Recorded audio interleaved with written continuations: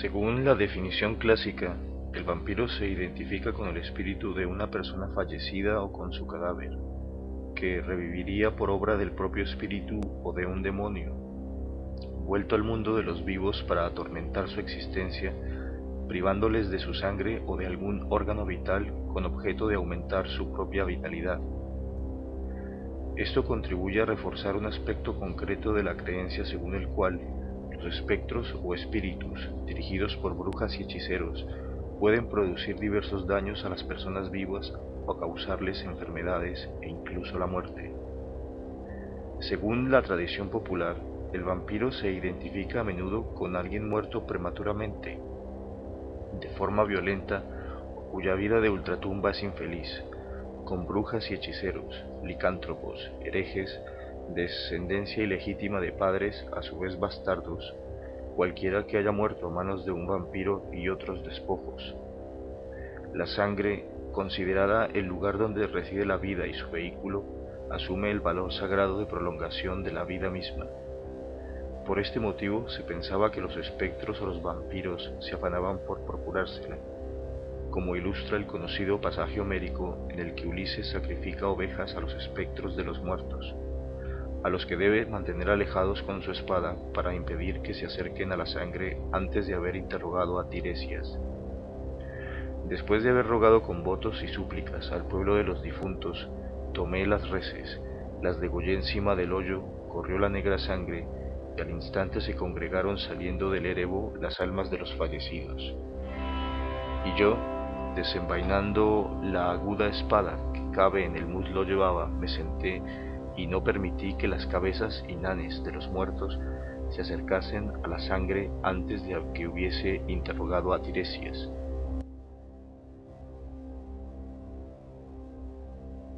El mito del vampiro está también relacionado con el miedo a los muertos y a su posible retorno, derivado de la idea primitiva de que los muertos gozaban de una vida propia en sus tumbas, construidas con esa finalidad como una suerte de habitáculos. Estos dos temas fundamentales, sangre y muerte, y sus relaciones recíprocas, están en la base del mito del vampiro, figura de la que ya se encuentran arquetipos en el mundo clásico, pero cuya definición precisa no aparecerá hasta la primera mitad del siglo XVIII.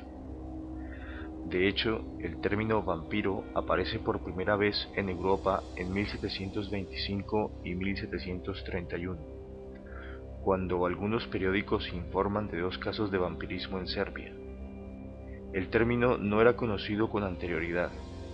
En 1732 el término aparece también en Inglaterra y Alemania, y solo más tarde, en 1762, será utilizado para designar al murciélago que chupaba la sangre de los animales.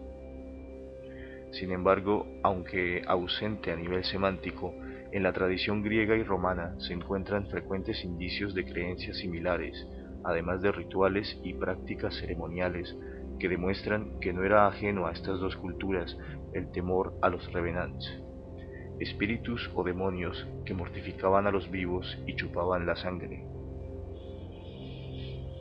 En el mundo antiguo, el vampiro encuentra su primera identificación en figuras pertenecientes al séquito de Hécate, la reina del mundo de los espectros.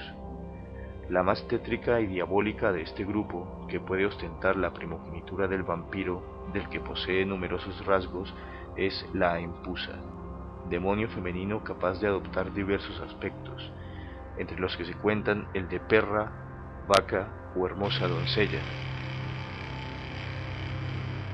Bajo esta última apariencia, esos demonios femeninos yacían con los hombres por la noche o durante la siesta, succionando su fuerza vital y provocándoles la muerte.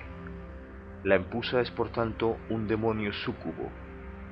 Según la interpretación etimológica de Suidas, empusa es aquella que se introduce por la fuerza, ávida de seducir a los hombres. Este concepto llegó probablemente de Grecia procedente de Palestina, donde tales demonios eran llamados Lilim, hijas de Lilith, y se representaban con nalgas de asno, pues el asno simbolizaba la crueldad y la lujuria. Encontramos una de las primeras referencias clásicas a este demonio que solía aparecer bajo diversos aspectos en Aristófanes, durante una conversación entre Dionisos y Jantia tras haber cruzado el lago Aquerusia. Jantia: pero por los dioses, oigo un ruido. Dionisos: ¿dónde? ¿Dónde? Jantia: por detrás. Dionisos: ponte detrás. Jantia: no, está delante. Dionisos: pasa delante entonces. Jantia: ahí veo una bestia enorme, por Zeus. Dionisos: ¿cómo es? Jantia: da miedo, y no deja de cambiar de aspecto. Era un buey, ahora es un mulo, hoy ahora es una mujer bellísima. Dionisos: ¿dónde está? Voy a su encuentro. Jantia: pero ya no es una mujer, ahora ya es un perro. Dionisos: es una empusa, entonces es ella. Jantia: tiene el rostro en llamas. Dionisos: ¿y tiene una pierna de bronce? Jantia: sí, por Poseidón, y la otra es de estiércol. Así es. Más tarde, la empusa se unió a Lamia. Juntas yacían con los jóvenes y les succionaban la sangre mientras estaban inmersos en el sueño. Las dos figuras llegan a confundirse con mucha frecuencia hasta el punto de constituir una entidad única. En efecto, en uno de los ejemplos más célebres y válidos de empusa, el que aparece en la vida de Apolonio de Tiana, el término griego empusa de la narración es transcrito en la traducción latina como lamia.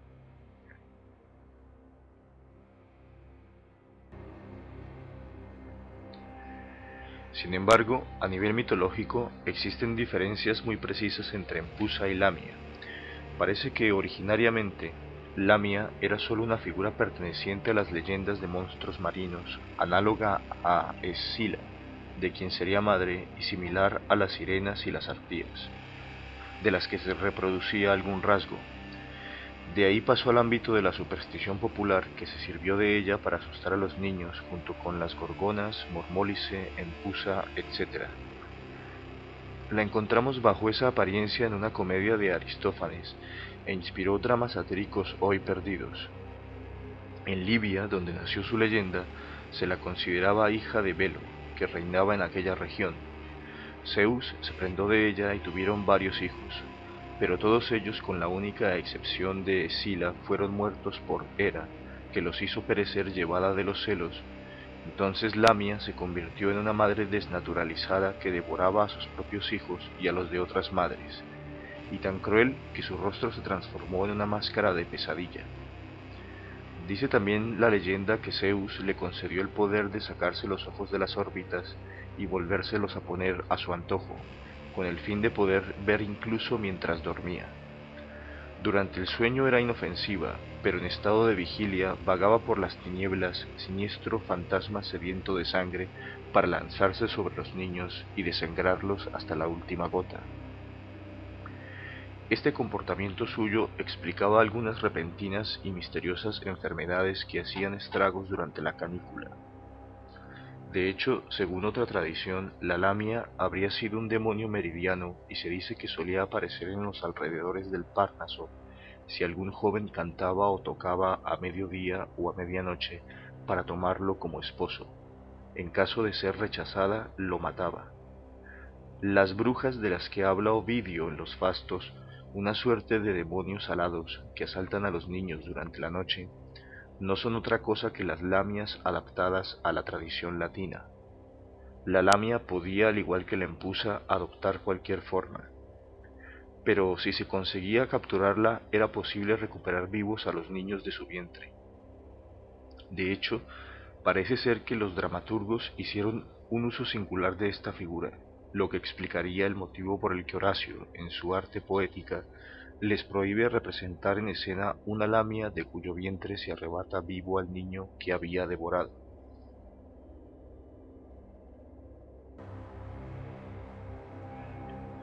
Más tarde, cuando se añadió al mito de la sangre el elemento erótico, la lamia se unió a las empusas, adquiriendo las mismas características de súcubo. En realidad, su nombre, Lamia, está emparentado con Lámiros, glotón, Delaimos, garganta, de donde procederían las características de engullidora o de lasciva que se le atribuyen. Esa parece ser la etimología más acreditada del término y por tanto no hay que considerar satisfactoria la que hace que el término derive de laniare, lamiae, vel potius laniae alaniando, cuia laniant infantes. En cualquier caso, tanto la empusa como la lamia son mitos importados cuyo origen hay que buscar en el ámbito de la cultura hebrea. De hecho, hay que relacionarlos con la figura de Lilith, demonio femenino que aparece en diversas formas en la tradición y la mitología. Lilith habita en el Mar Rojo, pero todas las noches levanta el vuelo, recorre el mundo, golpea los cristales de las casas donde hay niños recién nacidos e intenta asfixiarlos. Otras veces entra en el cuerpo de un hombre y éste queda endemoniado. Está ávida de semen de hombre, siempre al acecho allí donde puede haberse derramado semen, especialmente entre las sábanas. Todo el semen que no va a parar al único lugar legítimo, es decir, a la matriz de la mujer, es suyo. Todo el semen que los hombres han malgastado en su vida por sueños, vicio o adulterio, escribe Primo Levi en Lilith y otros relatos. De los tres demonios asirios, Lilú, Lilith y Ardat Lilith, el segundo es el que a menudo llenaba de terror las mentes de las gentes. En la tradición hebrea posterior era conocida como la primera mujer de Adán. El término Lilith, de origen hebreo, aparece una sola vez en la Biblia para designar a un ave nocturna, quizás el búho o el mochuelo, en Isaías 24:14. Los gatos salvajes se juntarán con hienas y un sátiro llamará al otro. También allí reposará el espectro nocturno, Lilith, y en él encontrará descanso. La traducción espectro nocturno es conjetural. También podría entenderse como animal nocturno. Hay que tener en cuenta que en hebreo moderno, este término, además de designar al demonio bíblico femenino, significa también lechuza, Strix Aluco. En la traducción rabínica medieval, Lilith es una primera esposa infiel de Adán, la primera de las 4 mujeres del diablo y la hostigadora de los recién nacidos. De hecho, detestaba la descendencia de Eva porque la había sustituido junto a Adán. La creencia en su nefasto poder estuvo tan arraigada entre los hebreos que cuando una mujer daba a luz, el cabeza de familia o alguna otra persona conocida por su piedad fijaba en la puerta, en las paredes y en la cama escritos con las siguientes palabras: Adán, Eva, fuera Lilith. A veces se añadían los nombres de los 3 ángeles, Senoi, Sansenoi y Samanglof, quienes, encargados de ahogar a Lilith en el Mar Rojo, le habían perdonado la vida a condición de que no hiciera ningún daño a los niños allí donde viera sus 3 nombres escritos. La noche que precedía a la circuncisión de los niños se alejaba a Lilith mediante lecturas piadosas. El término Lilith fue traducido al griego en la versión de los 70 por el Lamia, que luego fue vertido al latín por San Jerónimo como Lamia. Con este término, la Vulgata designa a 2 animales distintos, a los cetáceos y a un animal citado en el pasaje de Isaías. Hay muchas interpretaciones que hacen derivar el término Lilith del hebreo Laila, noche, y así, este sería el motivo por el que se la define como animal nocturno. Sin embargo, al parecer, se deben descartar las etimologías que relacionan a Lilith con el término hebreo Laila, noche. Lilith llega al mundo bíblico procedente del mesopotámico.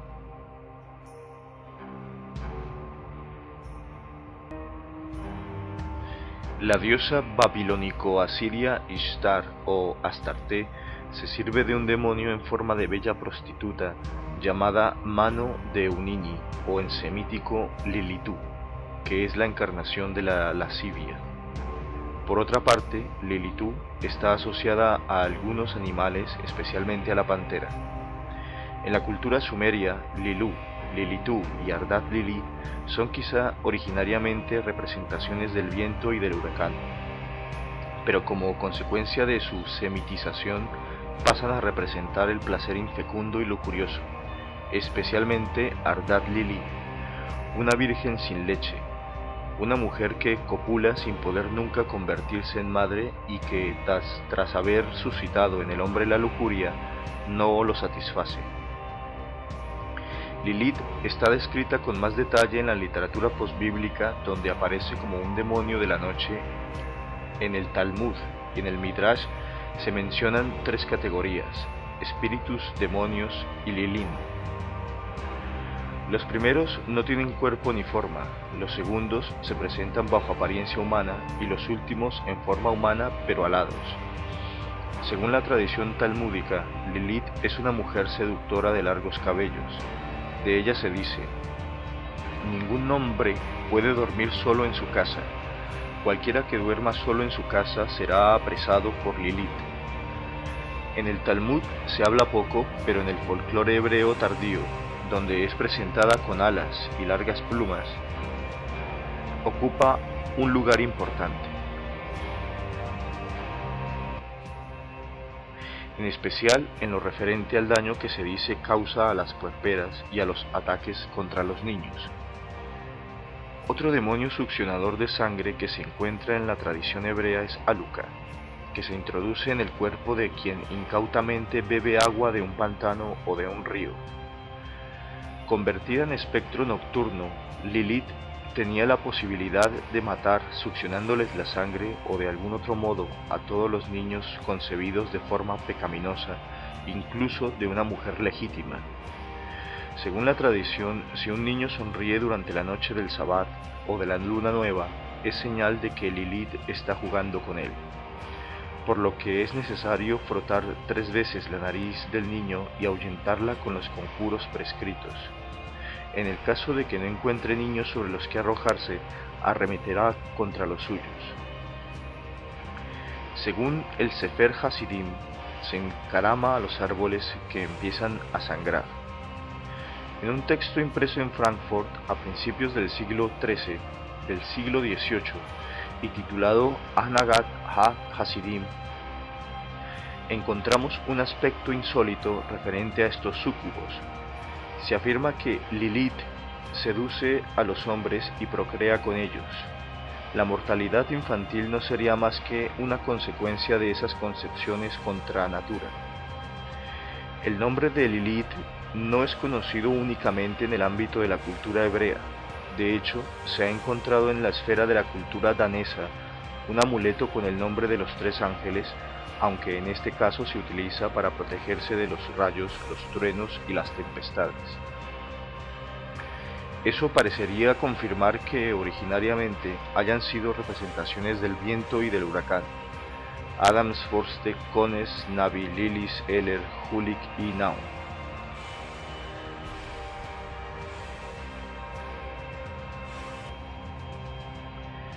Todo aquello relacionado con Lilith toma necesariamente como punto de referencia el mundo mesopotámico asirio-babilónico, del que deriva el hebreo. En el mundo mesopotámico son muy numerosos los exorcismos y las fórmulas de oración destinados a mantener alejadas a Lilitú, Lilú y otras clases de demonios. Si entre estas figuras hay que identificar a un predecesor del vampiro, puede que sea oportuno recordar esta fórmula de exorcismo perteneciente a un ritual que se ha conservado fragmentariamente y que data quizá del 1500 al 1200 a.C.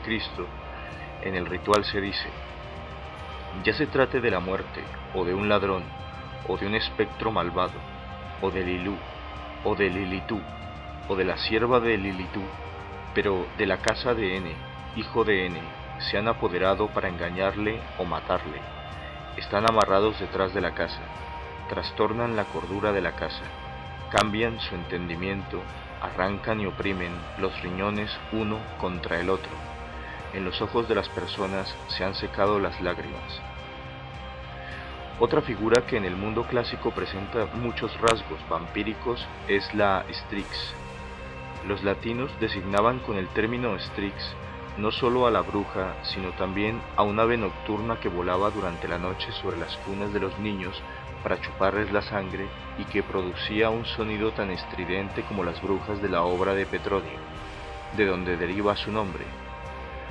Una de las primeras descripciones de estas Strix nos la ofrece Ovidio, autor latino nacido en el año 43 a.C. en sus fastos. Hay unos pájaros voraces, no los que engañaban las fauces de Finio con los manjares, pero tienen la descendencia de ellos. Tienen una cabeza grande, ojos fijos, picos aptos para la rapiña, las plumas blancas y anzuelos por uñas. Vuelan de noche y atacan a los niños, desamparados de nodriza, y maltratan sus cuerpos que desgarran en la cuna. Dicen que desgarran con el pico las vísceras de quien todavía es lactante y tienen las fauces llenas de la sangre que beben. Su nombre es vampiro, Striges, pero la razón de este nombre es que acostumbra a graznar de noche de forma escalofriante. En muchos autores latinos encontramos otras referencias a las Strix, siempre relacionadas con la succión de sangre. Encontramos a Canidia en el quinto épodo de Horacio y también en Propercio, donde se les consulta cómo sustraer la sangre de los hombres. Como sostiene Ovidio, las Strix no serían más que aves del mismo género que las arpías, es decir, aquellas que robaban la comida de la boca de Finio. Criaturas aladas con dedos humanos curvados como garras y preparadas para agredir y robar, y que muy a menudo pueden ser confundidas con las erinias.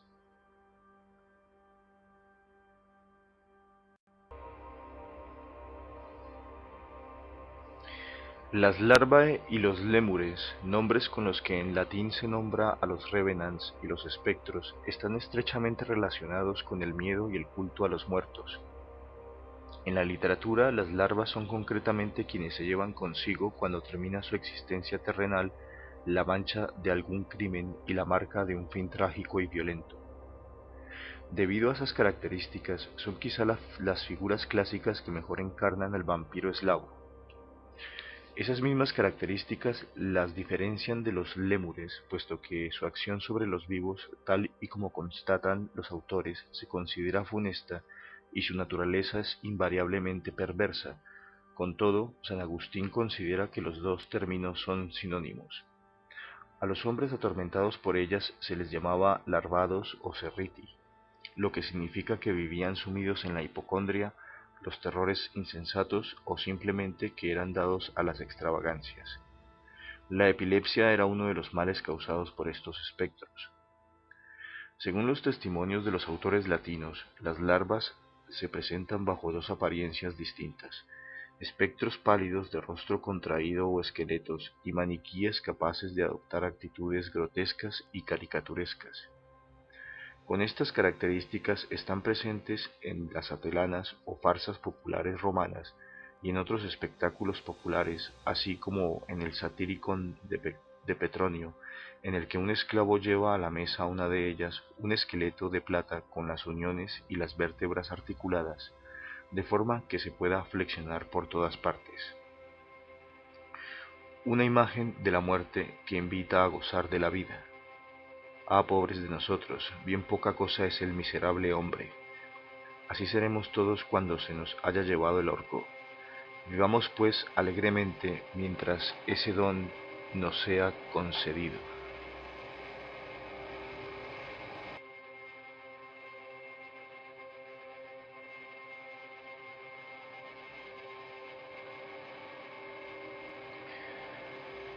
Los lémures, espíritus de los muertos de la religión romana, de carácter menos terrorífico que las larvas, volvían a la tierra determinados días del año para atormentar a los vivos. Su mismo nombre no ha sido nunca explicado de forma satisfactoria, y tampoco el de las fiestas instituidas por ellos. Según la mitología, estas fiestas habrían sido instituidas para apaciguar el espíritu de Remo, muerto a manos de su hermano Rómulo, que una vez muerto retornaba frecuentemente para atormentar a Acca Larentia y Faustulo. Interpretando lémures por rémures, Rómulo, para apaciguar su espíritu, habría instituido las Lemurias, fiesta parecida a las Feralias. Las Lemurias tenían lugar el 9, 11 y 13 de mayo, y es probable que estas celebraciones fúnebres, con su estructura explícitamente privada, sean más antiguas que las Feralias, si no, las más antiguas fiestas de los muertos celebradas en Roma. En esos días el pater familias se levantaba a medianoche chascando los dedos para impedir que estos espectros aparecieran y daba inicio al rito que debía protegerle a él y a su familia de sus ataques. Existe un testimonio de este rito en los fastos de Ovidio. Aquellos ritos eran del mes de mayo, así llamado por el nombre de los antepasados mayores, que todavía ahora conserva parte de la costumbre antigua. Cuando está mediada la noche y brinda silencio al sueño, y han callado los perros y los diferentes pájaros, el oferente, que se acuerda del viejo rito y es reverencioso con los dioses, se levanta, sus pies no llevan atadura alguna, y hace una señal con el dedo pulgar en medio de los dedos cerrados, para que en su silencio no le salga al encuentro una sombra ligera. Y cuando ha lavado sus manos puras con agua de una fuente, se da la vuelta y antes coge habas negras, y las arroja de espaldas, pero al arrojarlas dice: yo arrojo estas habas, con ellas me salvo yo y los míos. Esto lo dice 9 veces y no vuelve la vista. Se estima que la sombra las recoge y está a nuestras espaldas sin que la vean. De nuevo toca el agua y hace sonar bronces temeseos y ruega que salga la sombra de su casa. Hay muchos elementos que hacen suponer que entre los antepasados del vampiro se encuentra también la sirena, figura mitológica verdaderamente compleja por su doble aspecto teromorfo. Las sirenas, dos según Homero, él utiliza de hecho el número dual, eran las melodiosas hijas de la tierra que atraían a los marinos hacia su isla, donde yacían amontonados los huesos y los miembros desecados de las anteriores víctimas. Originariamente la opinión generalizada las considera estranguladoras y las describe como mujeres pájaro, con cabeza humana, a menudo con senos de mujer, con brazos y con garras en lugar de pies. En efecto, en el Suidae Lexicon se lee: los escritores de mitos afirman que las sirenas son una especie de aves con rostro femenino que engañan a los navegantes fascinándolos con cantos de meretriz. Si bien Homero no describe el aspecto de estas sirenas, y aunque los autores clásicos tampoco se detengan mucho en su descripción, podemos afirmar basándonos en hallazgos arqueológicos que las sirenas habrían sido originariamente una mujer pájaro y que sólo más tarde fue sustituida por la imagen de mujer pez. De hecho, una de las más antiguas vasijas halladas de estilo ático-corintio está decorada con un pájaro con cabeza de mujer y con una leyenda muy explícita: Sipen Eimi, soy una sirena. En otras vasijas de época relativamente posterior al poema homérico, las sirenas son representadas en forma de pájaro. Por otra parte, se está de acuerdo en asociar la figura de las sirenas con el numeroso grupo de las arpías, de las erinias y de las lamias, y en ver en ellas los espíritus de los muertos, simples variaciones del modelo fundamental del alma alada, ávida de sangre y de amor. Las sirenas también eran esculpidas en los monumentos funerarios como ángeles que entonaban lamentos, pero se les atribuía además fines eróticos hacia los héroes fallecidos. Puesto que se creía que el alma escapaba volando bajo la apariencia de un pájaro, se las describía igual que a las arpías y a modo de pájaros, listos para agarrar sus presas. Aunque hijas de Forcis, es decir, del infierno, no vivían bajo tierra ni en una caverna, sino en una isla verde, y se mostraban especialmente peligrosas durante la bonanza del mediodía, la hora de los golpes de sol y de las pesadillas, de la siesta, en las que se experimentan sueños eróticos acompañados de pérdidas seminales, fenómeno que se les atribuye a ellas, ávidas de esperma y de sangre. A veces se las representa en el acto de asir con sus garras la cabeza de un hombre o de aferrar con ellas a jóvenes. Otros testimonios en el que se las considera succionadoras de sangre es la historia natural de Plinio, donde Dinone les echa en cara que adormezcan con sus cantos a aquellos a quienes quieren lacerar con sus garras. También en un pasaje de Tertuliano se habla de las cruenta Sirenum ora, bocas ensangrentadas de las sirenas.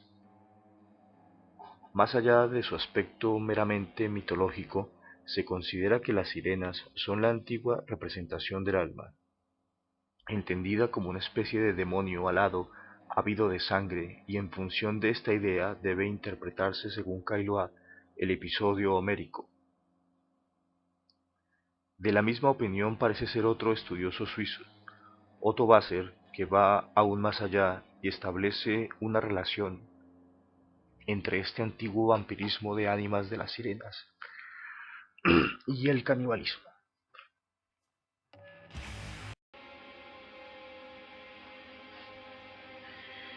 En el ámbito de la cultura latina es donde la lamia encuentra su plena ubicación en el vampirismo. Por obra de Apuleyo, natural de Madaura, una ciudad situada en los confines de Numidia y Getulia, punto de encuentro de las dos grandes culturas, la occidental y la oriental. Toda su obra versa sobre aventuras con trasfondo mágico, entre las que algunos episodios están relacionados precisamente con el vampirismo. Las dos lamias que aparecen en la narración de Apuleyo pueden ser consideradas vampiros ante litteram, aunque no se trate de muertas, poseen muchas de las características del vampiro tal y como nos ha llegado en la tradición contemporánea. Aparecen justo después de medianoche y aun encontrando obstáculos como puertas o ventanas, pueden entrar en la habitación de su víctima que permanece dormida sin tener conciencia de su ataque, si bien al día siguiente nota cierta debilidad y languidez. Es el caso de Sócrates, que empieza a desmayarse macilento y pálido como Boc. La narración se inicia en Tesalia, la tierra del misterio y de la magia.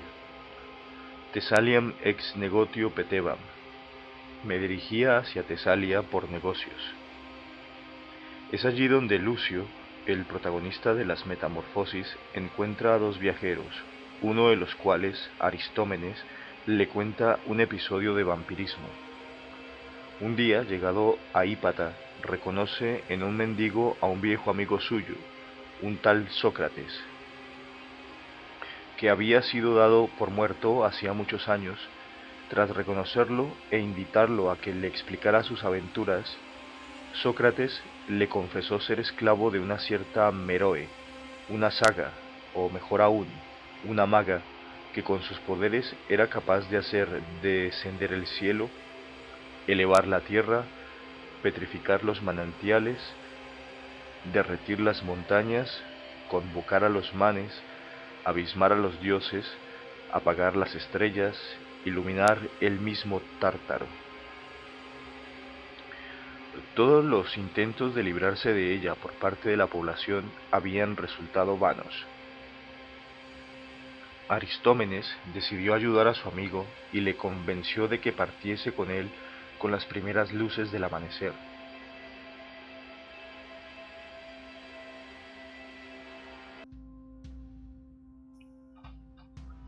Fueron a una posada a pasar la noche y para estar más seguros cerraron la puerta con cerrojo. Aristómenes, para mayor seguridad, colocó su cama detrás de la puerta.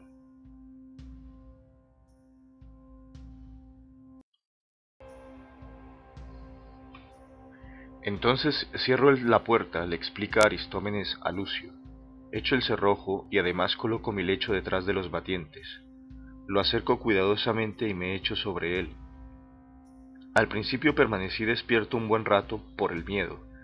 Luego, hacia las 3 de la madrugada, se me cerraron los ojos. Pero apenas me había amodorrado cuando, de repente, se abren de par en par las puertas, con una violencia excesiva para creer que se trata de ladrones. Los goznes se rompen o son arrancados de cuajo y la puerta se viene abajo. Incluso mi camastro, que era corto, estaba cojo de una pata y carcomido, se vuelca por la violencia de la sacudida. También yo caigo rodando por el suelo y la cama cae hacia atrás patas arriba, cubriéndome completamente. Tirado en el suelo y aplastado bajo aquel camastro, lleno de aprensión, me aprestaba a espiar escondido lo que sucedería a continuación. Veo a dos mujeres de edad más bien madura, una sostenía un candil encendido y la otra una esponja y una daga desenvainada. Así se acercaron a Sócrates, que dormía felizmente. La mujer que empuñaba la daga empezó a decir: «Helo aquí, oh hermana Pantia, el querido Endimión. He aquí a mí, Ganímedes, que durante días y noches se ha burlado de mi tierna edad. He aquí aquel que ha despreciado mi amor, que no solo me difama de forma ultrajante, sino que incluso prepara su huida. Y yo, ciertamente, Calipso, abandonada por el taimado Ulises, lloraré mi eterna soledad». Entonces extendió la mano derecha señalándome para que me viera su querida Pantia, y añadió: «Y este buen consejero, Aristómenes, que ha sido el inspirador de la huida, y que ahora ya medio muerto yace tirado bajo el camastro y lo ve todo, cree haberme ultrajado impunemente. Pero yo haré que después, o mejor, enseguida, ahora mismo, se arrepienta de su anterior maldad y de su curiosidad de ahora». Al oír esas palabras me inunda un sudor frío y siento que me tiemblan hasta las vísceras, hasta el punto que con mis sacudidas el camastro traquetea sin cesar sobre mi cuerpo. Y entonces dijo Pantia: «En ese caso, oh hermana, ¿por qué no despedazamos primero a ese hombre al modo de las bacantes, o bien lo atamos y le cortamos los testículos?» Pero Meroe replicó: «Mejor que sobreviva para que cubra con un poco de tierra el cuerpo de este pobrecillo».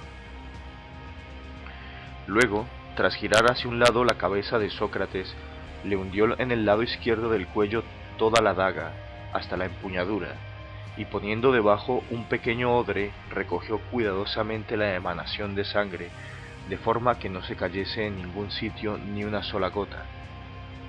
Seguidamente, Meroe, metiendo la mano derecha en aquella herida y hurgando en su interior hasta las vísceras, extrajo el corazón del pobre Sócrates, mientras éste, con la garganta abierta por el golpe de daga, emitía por la herida una especie de voz, un extraño estridor borboteando con la respiración. Pantia, tapando la herida en la parte más ancha con la esponja que tenía en la mano, dijo: «Oh esponja, tú que has nacido en el mar, no debes pasar por río». Hecho esto se fueron, pero antes apartaron el camastro y abriéndose de piernas sobre mi rostro, vaciaron sus vejigas, inundándome con una fetidísima orina. Apenas hubieron traspasado el umbral, los batientes volvieron a su lugar y los goznes y cerrojos volvieron a encajarse. Aristómenes, lleno de miedo y temeroso de ser acusado del asesinato de su amigo, anudó su hatillo y se dispuso a escabullirse sin ser visto. Pero el posadero se despertó y se negó a abrir la puerta antes del amanecer, justificando su actitud con el hecho de que las calles estaban infestadas de ladrones y que los viajeros debían esperar a toda costa hasta el alba en interés de su propia seguridad. De nuevo en el dormitorio, Aristómenes, lleno de desesperación, decide suicidarse, ata una cuerda al techo y cuando estaba por empujar el taburete al que se había subido, la cuerda se rompió y fue a caer con cierta violencia sobre el lecho de su compañero. Con todo este alboroto llegó el posadero, que empezó a gritar y con sus gritos Sócrates se levantó de la cama y empieza a maldecirle por haberlo despertado.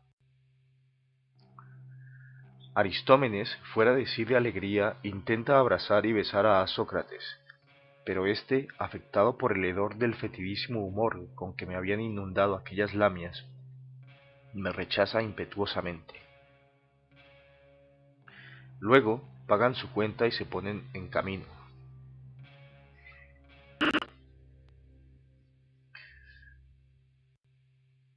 Con todo, Aristómenes no puede evitar echar una mirada de cuando en cuando al cuello de su compañero, pero no consigue discernir ninguna herida ni cicatriz y cree por lo tanto que ha sufrido una pesadilla.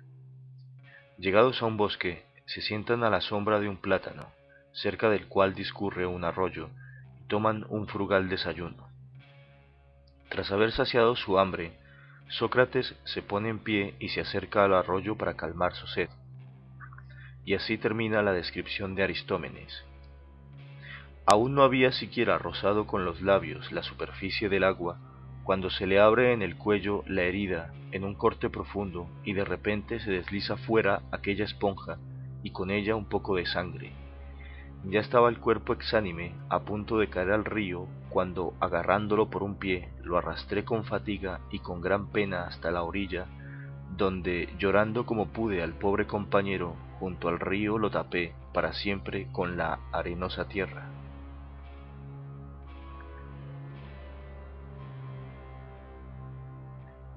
Uno de los ejemplos más válidos de empusa, y probablemente el más célebre en el contexto de la cultura griega, es el que aparece en la vida de Apolonio de Tiana, escrita por Filóstrato, que se basó en los recuerdos de Demetrio, un discípulo de Apolonio.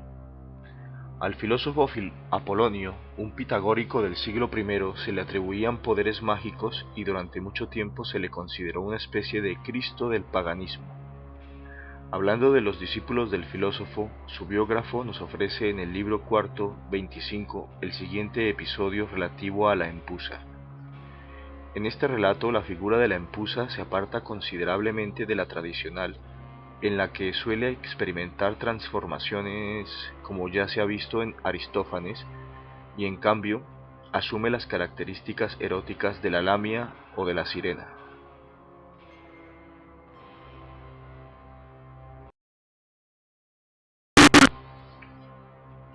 Ménipo era un joven de 25 años, dotado de buen juicio y de un físico tan magníficamente proporcionado que su aspecto hacía pensar en un atleta noble y elegante.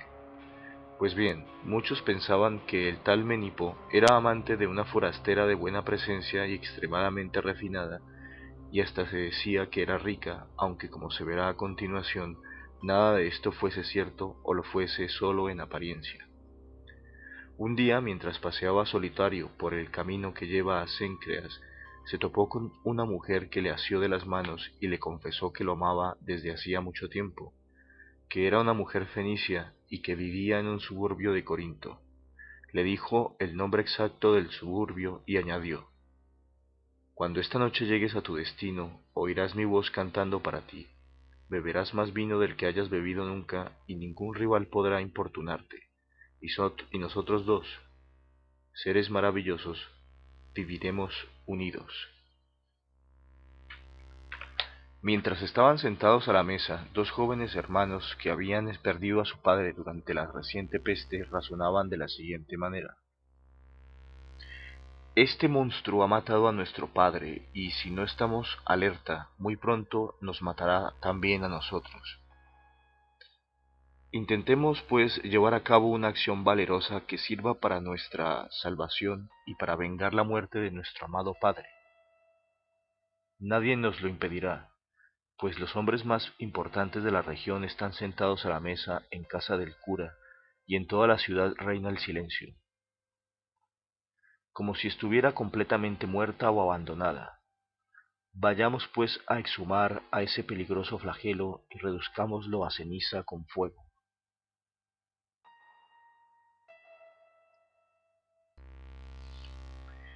Dicho esto, se armaron con afiladas azadas y dirigiéndose al cementerio empezaron a excavar. Cuando pensaban que deberían cavar aún más profundamente, de repente tocaron el cuerpo cubierto tan solo por un delgado estrato de tierra. Estaba hinchado y gordo, con un horrible vientre, su rostro tenía color y era mofletudo, y el sudario en el que había estado envuelto aparecía mugriento y andrajoso. A pesar de todo, los dos jóvenes, furiosos por la rabia y el dolor, no se sentían asustados. Rápidamente le asestaron un potente golpe con el canto cortante de una azada y de inmediato brotaron oleadas de sangre tan caliente y roja que comprendieron enseguida que aquella sanguijuela se había tragado la sangre de muy de mucha pobre gente. Lo arrastraron luego fuera de la ciudad y elevaron una gran pira. Cuando ésta fue presa de las llamas, se dirigieron a la casa del sacerdote e informaron a todos los allí reunidos de lo que habían hecho. No hubo uno solo de ellos que no corriese a aquel lugar para ser testigo por si en el futuro se requiriera algún testimonio de lo que había sucedido.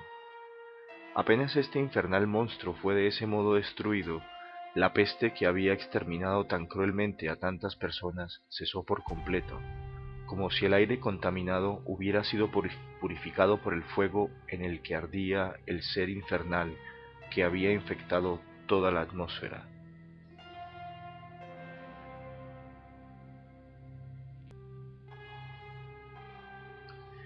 Los vampiros en las crónicas medievales inglesas.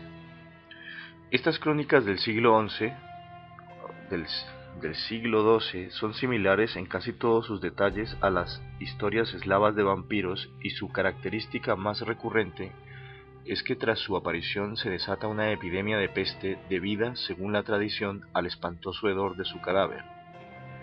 El hecho de que la tradición vampírica estuviese fuertemente enraizada en Inglaterra durante ese periodo queda demostrado por los innumerables relatos de autores ingleses, en especial los registrados en el De Nugis Curialium de Walter Map, que dedica varios capítulos al tema.